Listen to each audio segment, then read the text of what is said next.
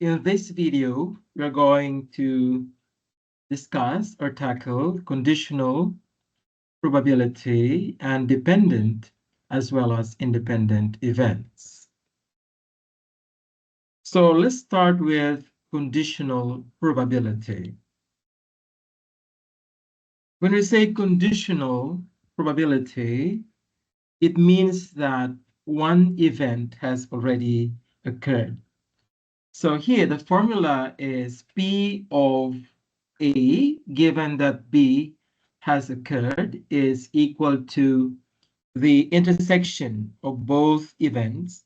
So when we talk about conditional probability, we talk about two or more events actually. So basically, we talk about two events in real life. So here, the numerator is and or intersection. So basically, we have to change the line. The line here means given that, change to and or intersection. And the second event, which is B, will come down. Okay, so the event that has already occurred is going to come down. So the formula is P of the quantity of A intersection B over P of B. So let's try to have an example for you to understand. Okay, again, the numerator is for both events. That is the intersection. So we're going to look at the common elements. So for you to understand, it's always better to have examples. So let's start with the first example. So here, the example is about two dice. So if two dice are rolled, find the probability. When you say P, open and close, it means probability, where D1, so die 1 is equal to 4. So it means that in die 1, it shows the phase, which is 4. Given that, so this line means given that, the sum of the outcomes of die 1 and D2 is greater than or equal to 9. Okay, so let's try to understand this by breaking it down. So again, the formula is P of the intersection of A and B over P of B. So P here is probability. All right, so using the formula, we know that our A is D1 is equal to 4 before the line, before the given that. And our B is D1 plus D2 is greater than or equal to 9. So it's very essential that you understand what is your A and what is your B. Only then you'll be able to convert the given into the formula. Okay, so I mean, we have to follow the formula exactly. So now, using the formula, our A is the one on the left. So it becomes P of D1 is equal to 4, this entire A. And our line, this line will become intersection. So intersection B is D1 plus D2 is greater than or equal to 9. And divide P of B, our B is D1 plus D2 is greater than or equal to 9. So we are actually replacing our A and B in the given formula using our A, the whole expression or equation before the line, okay? And our B is after the line, after given that, right? So now, since this talks about two dice, it's easier to demonstrate or show the sums in a table format, okay? So always take note that B always comes down, right? So B here is always below. All right, so let's proceed to our table. So the first set will be the possible outcomes of die 1. That is 1. These are 1, 2, 3, 4, 5, 6. Because in a die we have 6 faces. We talk about a cube. So this is for die 1. And plus, because we talk about D1 plus D2 here, plus our D2 also contains 6 faces, 1, 2, 3, 4, 5, 6. That's for our die 2 or D2. So our die 1 has 6 possible outcomes, plus our die 2 has also 6 possible outcomes. So this is addition, so we have to add like 1 plus 1 is equal to 2, that is the lowest sum. So we have 1 plus 1, 2, 1 plus 2, 3, 1 plus 3, 4, 1 plus 4, 5, 1 plus 5, 6, 1 plus 6, 7. And below it will be 2 plus 1, 3, 2 plus 2, 4 until the end. So in total, we have this as our table. So 2 plus 1 is 3, 2 plus 2 is 4, until 2 plus 6 is 8. Here we have 3 plus 1 is 4, until 3 plus 6 is 9. Then 4 plus 1 is 5, until 4 plus 6 is 10. 5 plus 1 is 6, until 5 plus 6 is 11. Here 6 plus 1 is 7, until 6 plus 6 is 12. So the lowest sum is 2. Here 1 plus 1. And the highest is 12, that is 6 plus 6. So all in all, we have 36 sums from 2 until 12. Because here we have 6 sums, here we have 6, 6, 6, 6, and 6. So 36 sums all in all. Okay, the yellow ones are the possible outcomes of our die 1, and the green are the possible outcomes of our die 2, because we have 6 faces, right? Or 6 sides. Okay, so using the formula, we can now get the answer. But how to get the intersection? P of die 1 showing 4. You know that we have 6 possible outcomes, 1 until 6. 4 is here for die 1. And intersection, the sum of the outcomes of die 1 and die 2 is greater than or equal to 9. So we have to find where is die 1 is equal to 4, this one. So draw a line, okay, along this column and find the numbers greater than or equal to 9 in that column. That is the intersection of both. So here, as you can see, there are 2 numbers there greater than or equal to 9. These are 9 and 10. Okay, because this is our D1 or die 1 is equal to 4.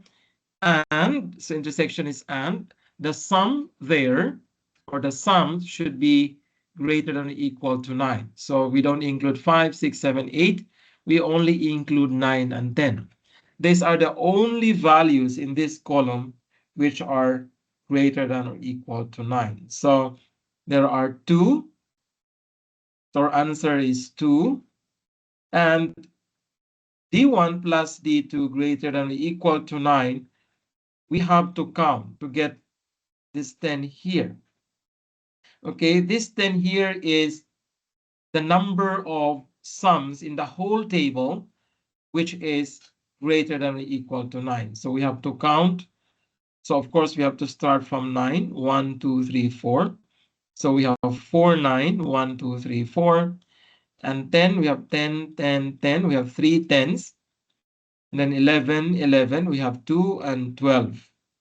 So 1, 2, 3, 4, 5, 6, 7, 8, 9, 10. So that is why the answer is 2 over 10. Because there are 10 sums in this table which are greater than or equal to 9. So P of B here actually is you have to count how many are satisfying the condition.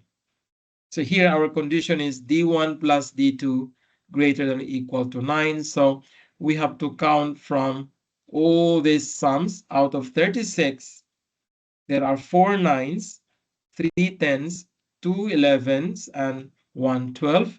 So we have 10 as our denominator. That is for the P of B. Okay, so the answer, P of D1 equals 4, given that D1 plus D2 is greater than or equal to 9 equals 2 over 10, 0.2 or 20%. Okay, so that is how to use this formula. Later, we're going to have more examples using a different scenario for you to understand this formula fully. Okay, so let's proceed to the next. Let's now talk about dependent and independent events. Okay, so when we say dependent events, these are two or more events actually, but in most cases, we are dealing with two events. It's dependent if the outcome of the first event affects the outcome of the second event. That's the meaning of dependent events. Okay. Example, if I take a marble out of the jar and don't put it back in, I change the probability for the next pick. So this is an example of dependent events because the total of our sample space is changed, okay? Or one of the events is affected by the other event. So again, let's have an example for you to understand this dependent events that we're talking about here. So here, we have two computers randomly picked or chosen one by one from a lab of 52 computers. So assuming that there are 52 computers all in all, 4 are defective, 13 in good condition, and 35 unknown. So it means we don't know whether it's defective or not. If the first computer is not replaced, so these are the keywords actually of dependent events, okay, not replaced. What is the probability that the first computer picked is defective and the second computer is in good condition, assuming that the first computer picked is unknown, whether it is defective or not. Okay, so this is an example of a scenario where we have dependent events. So we have P, first is defective. So the first computer picked is defective, and the second is in good condition. This is the question actually. Of course, during the first pick, the probability is still 4 over 52 because the total number of computers is 52. And defective, there are 4 defective. Okay, so first is defective, 4 over 52. Now, assuming that we are not going to replace. So after picking one computer, we will not replace it. So of course, the total during the second pick will be 50, 51 only. Okay, so 51 because we did not replace the first computer being picked. And we assume that the first computer picked is unknown. So still we have 13 computers in good conditions, 13, but the total is 51. If you're going to assume that the first computer picked is in good condition, so this will become 12 over 51. Okay, usually in most cases, if this is not mentioned, the last sentence, assuming that the first computer picked is unknown, whether it is defective or not, then we have to assume that the first computer picked is defective, okay, or we have to assume that it is in good condition. But usually we have to assume that it is the first one, okay? So I hope that is clear. So in this case, it's very, very clear that we have to assume that the first computer picked is a no. Okay. Now, if we're going to assume again that the first computer pick is uh, good condition, in good condition, then this will become 12 or 51 because the second here is in good condition, right? So we multiply 4 times 13 is equal to 52 over 52 times 51, 2652. So again, 4 times 13 is 52 and 52 times 51. So the answer is 0.01960 or 1.96%, multiplying this by 100. So this is a scenario where we have two dependent events. So you can see here the total is changed. So the second pick is affected. Right? So let's have an example of a scenario where we have independent events. Okay, here we have a giant urn containing, you know what is an urn, of course. Okay, containing 1,000 marbles. So this is our urn. It has 1,000 marbles. Out of this, 405 are green and 505 are blue and 90 are red. So total is 1,000. A marble is taken randomly and replaced afterwards. So the keywords are replaced, okay, afterwards or after replacing. Another one is taken. So if you picked one and put it back, of course, it will not affect our second pick, right? The total will be the same because we returned it. So what is the probability that the first marble taken is blue and the second marble taken is green? So blue, there are 505 over 1,000 times. So, and here is multiplication and intersection, okay? It's the same, we multiply actually. So this is for the blue, 505, and green are 405 green marbles over 1,000. As you can see, the total here is 1,000, and here the total is 1,000. It's not affected because we replace the first marble being picked. So the answer is 20.4525%, or in decimal, 0.204525. Okay, so again, this is an example of a scenario where we have independent events because the first event does not affect the second event. The total is still 1,000. Okay, so let's now have another example of a scenario where we have dependent events applied, especially in a problem involving information technology. Okay, so here in a computer network, a packet transmission over a wireless channel depends on the signal quality, actually, the transmission of the packet. You can, read more about this, about packet transmission. The likelihood of a packet being successfully transmitted depends on whether the previous packet was transmitted successfully, of course. Okay? So it depends on the previous packet. So you now understand that this is a scenario where we have dependent events because one is depending on the other. If the previous packet was transmitted successfully, the signal strength remains strong, giving a higher probability of success for the next transmission. However, if the previous packet was lost, the signal deteriorates, making the next transmission less likely to succeed. So this is our scenario here. So in your exam, for example, on your test, you have to understand the scenario carefully. If a packet is transmitted successfully, the probability of the next packet being transmitted successfully is 0.9.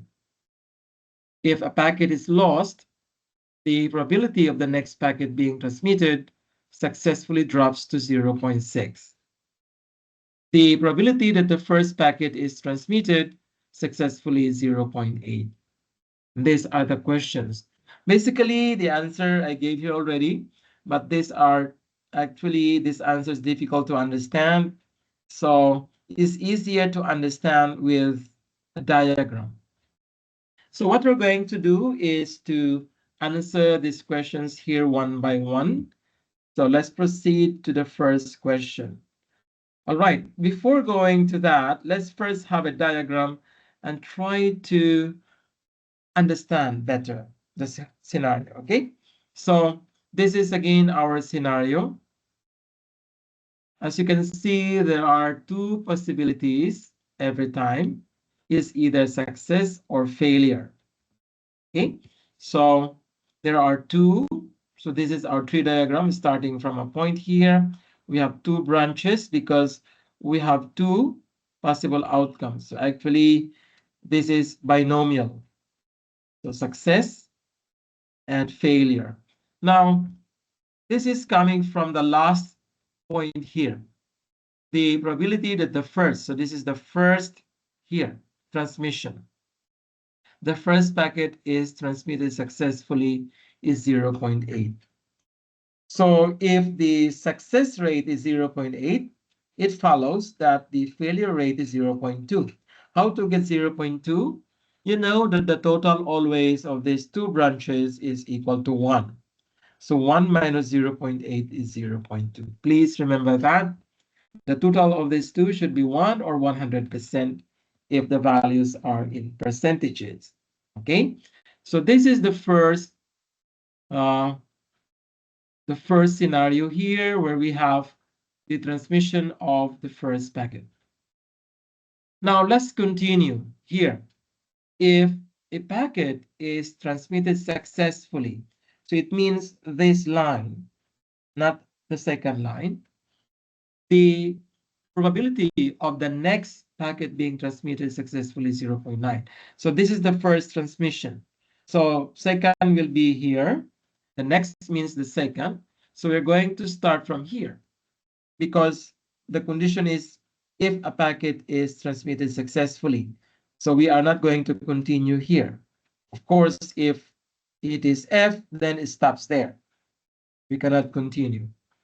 Okay, so the first packet should be successful, only then we can proceed. The probability of the second or the next one, okay, is 0.9. That is for S successfully is 0.9. So S equals 0.9, you can put it below or here. Then F is 0.1 then, because 1 minus 0.9. So this F actually is hidden, it's not given. And in some cases, F is given, you have to identify the S. It's very simple, as I said, it's always 1 minus the given value. Okay, so this is the second, this is the first stage, second stage. Now, if a packet is lost, the probability of the next packet being transmitted successfully drops to 0.6. This is here, okay, during this second phase. So if it is lost here, of course, not here, because as I said, if it's lost during the first stage, we cannot do anything. So this means after the second stage, okay? So F here, the next packet, the probability of the next packet is 0.6 only, okay? The probability of the next packet being transmitted successfully drops to 0.6 instead of 0.9. So the opposite of that is F 0.4. That's 1 minus 0.6. So this is our tree diagram. Tree is T-R-E-E, okay, like a tree, because we have branches, okay? And in every stage, we have two branches. All right, so now let's solve the first question. Again, these are the answers. we have the first question. What is the probability that the first two packets are transmitted successfully? The answer is this. Let's see. Why?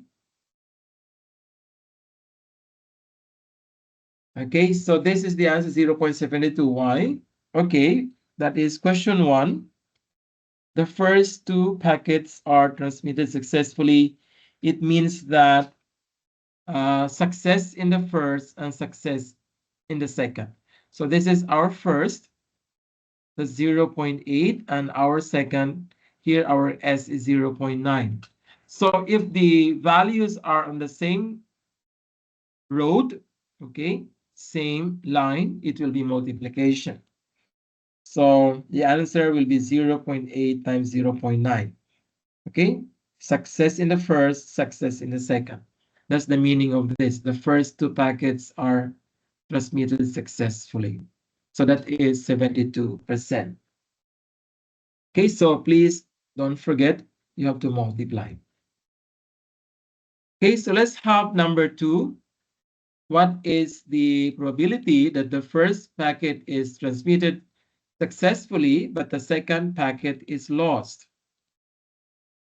Okay, so it means that it's success. Okay, first packet is successful and the second is lost. So here we have success in the first stage, and then you have to go down because up is success again. So success in the first, but lost here is failure. Failure in the second stage. So we have 0.8. We have to continue like this. So it's in the same road again, we have to multiply 0.8 times 0.1. That is 0.08, and that is 8% only. So that's the probability that the first packet is transmitted successfully, but the second packet is lost. It's only 8% because the success here is very high, 90% actually. Okay, so I hope that's clear. Let's have number three. If the second packet is lost, what is the probability that the next packet is transmitted successfully? So basically, this is a conditional probability, the third question.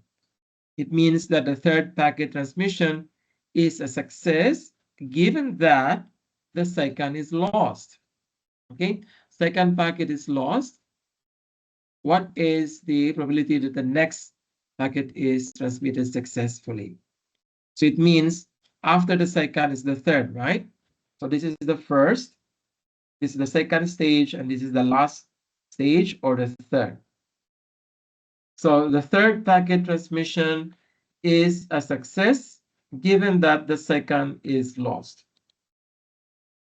So P of third is a success given that second is failure. It's already given in the problem actually. The answer is 0.6. It's given here. If a packet is lost, the probability of the next packet being transmitted successfully drops to 0.6. So if a packet is lost during the second, okay, here, second stage, then it drops to 0.6. So the answer is 0.6 or 60%. Okay, so we don't need to do anything there. We just take the value immediately because it is assuming or given that the second before that is a failure. So the answer is there already, which is 0.6 or 60%. Okay, so this scenario talks about dependent events because the second depends on the first, the third depends on the second. So here we have three actually, first, second, and the third. Okay, so these are revision questions. the first question is related actually to that problem about the packet transmission. Okay, so this problem is related to this problem actually. A vet, so when you say vet, it is an animal doctor. Okay, a veterinarian or vet has identified that the probability of detecting a virus in a horse is 90%. If the virus is detected, he can proceed with the first operation, which has a failure rate of 21%. So if the first operation is not successful, then he will proceed with the second operation with a success rate of 20%. Given that any further operations will not be anymore conducted by the veterinarian due to a very low success rate, find the following using a tree diagram. So again, we're going to use a tree diagram like what we did a while ago. And these are the questions. Okay, so we let S D here as detecting the virus, and not D prime, not detecting the virus, because we talk about detecting the virus, and S and F the same with what we had a while ago, success and failure rates. So the first two branches, we're going to look at our statements here. The first sentence is about detecting a virus. So D is 90%. So it means that not D, not detecting is 10%. Okay, 100% minus 90%, because the values are given in percentages. Or if it is in decimal, this will be 0.9, this is 0.1. So the first stage is about detecting. Of course, if you're not able to detect, then we stop there. Okay, we will not be able to do anything. Now, if the virus is detected, then he can proceed with the first operation, which has a failure rate of 21%. So here, the given is the failure. That is if the virus is detected. So we have to continue here. We cannot continue here, right? Because as I said, if it's not detected, then we stop there. Here, if the virus is detected, so we have to continue here, D. Then we have to draw two branches again, the diagram. Then he can proceed with the first operation.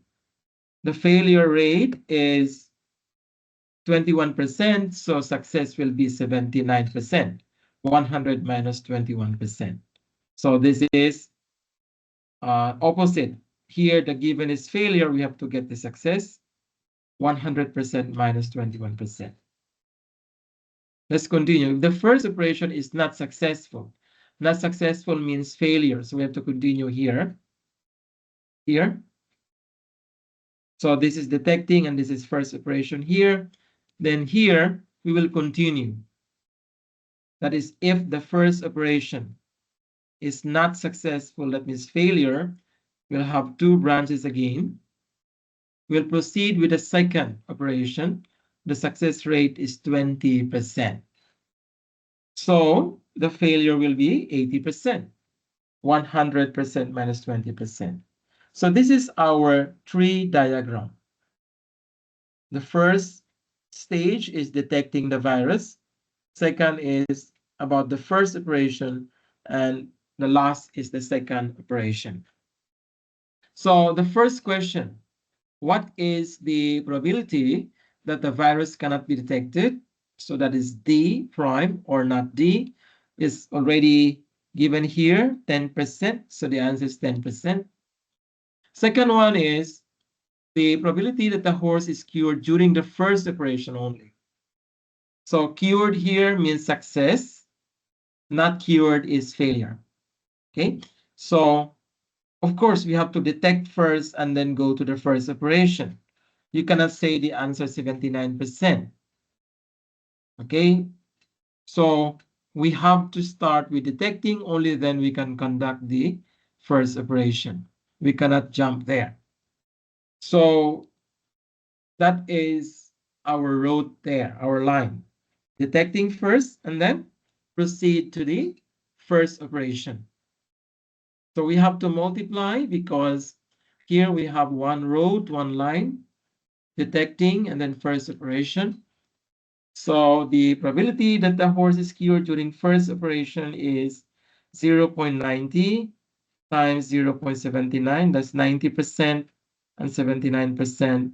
So the answer is 0.711 times 100, 71.1%. So that is the probability that the horse is cured during the first operation.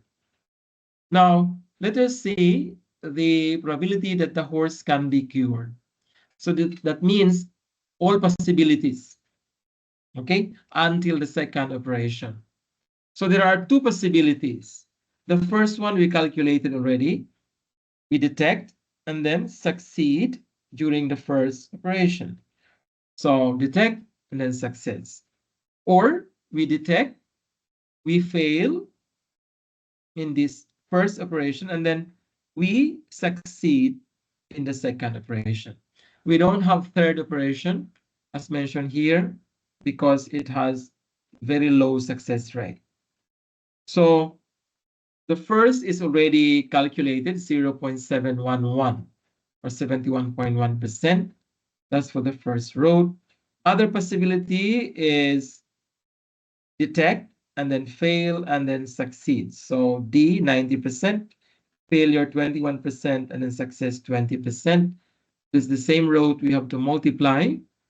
90% 0.90, 21% 0.21, 20% 0.20, that is 0.0378.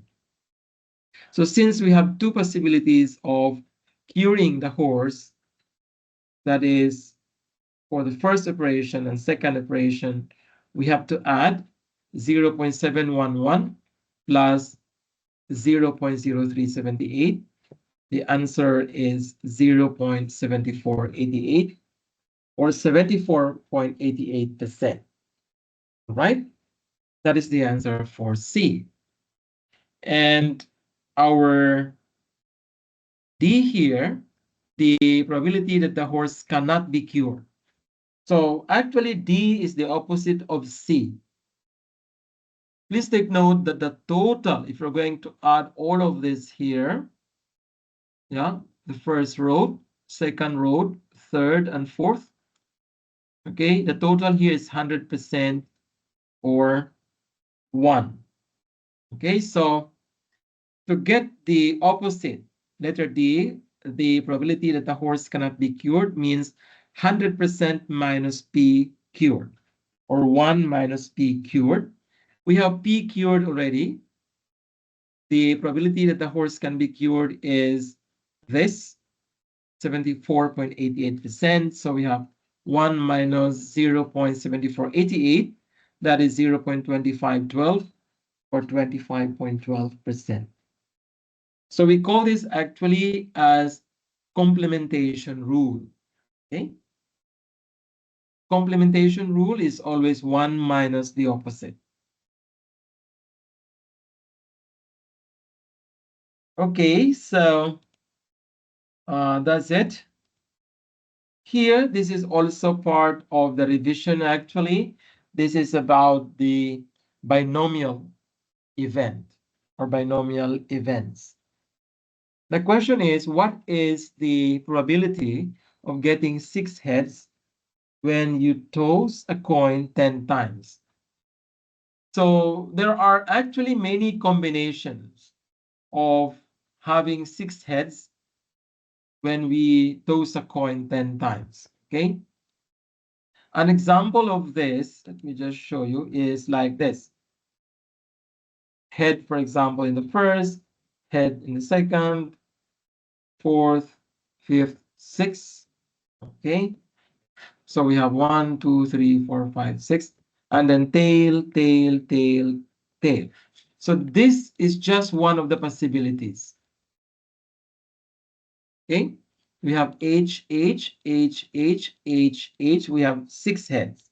Or it can be like this: tail, tail, tail, head, tail, and then we have head, head, head, head. Okay, so here we have 4 tails, and we have 1, 2, 3, 4, 5, 6. So that's the meaning of this. Okay, these are just, some of the possible outcomes where we have 6 heads and 4 tails. Okay, so that is the meaning of this: getting 6 heads when you toss a coin 10 times. So in a coin toss experiment, there are 2 outcomes: heads and tails. So heads H, tails T. Assuming the coin is fair, it means it's balanced, the probability of getting a head is 1/2 or 0.5. And also getting a tail is 0.5, okay, because there are 2 sides, okay, the head and then the other side. So the number of repeated trials here is n, that's equal to 10, because we're going to toss a coin 10 times. And the number of success here is 6, that is our x, okay, because we talk about getting 6 heads. So x is equal to 6, exactly 6. Okay, so our p is 0.5, getting ahead is 1/2 or 0.5. And our formula is, of course, this: n choose x times p raised to the power of x times the quantity of 1 minus p raised to the power of n minus x. Our 1 minus p is q actually, okay, directly. Okay, 1 minus 0.5 is 0.5. Is the opposite of the p of success here, where we have our p of success is p of head. So 10, choose 6 in your calculator. It's 10 NCR 6 times 0.5 raised to the power of x. So raised to the power of 6 times 1 minus 0.5, or directly 0.5 raised to the power of the difference of these two, 10 minus 6, that is n minus x. So the result is 0.205 approximately, or 20.5%. And you multiply this by 100. Okay, so that's all for today. Thank you so much for watching. I hope you learned something. Until the next time, bye-bye.